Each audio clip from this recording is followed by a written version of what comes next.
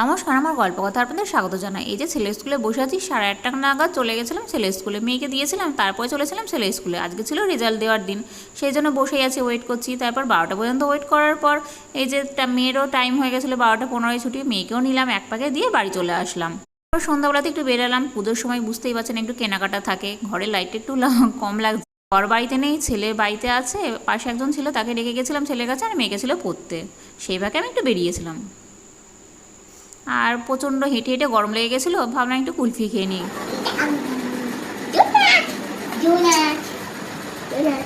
আমাদের বুঝলাম ডোনাট ভালোবাসে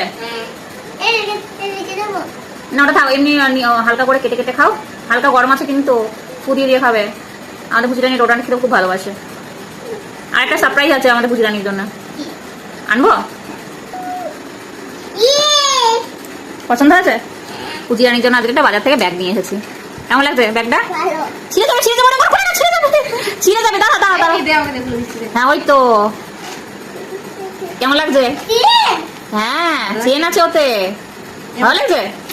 আমাদের পুজিরানি খুব পছন্দ হয়েছে, ও সবার ব্যাগ টেনে টেনে বেরোয়, সেই জন্য আমি ভালো মতন একটা বাজার থেকে ব্যাগ ফাইনালি কিনে নিয়ে আসি। আমাদের পুজিরানি খুব পছন্দ হয়েছে।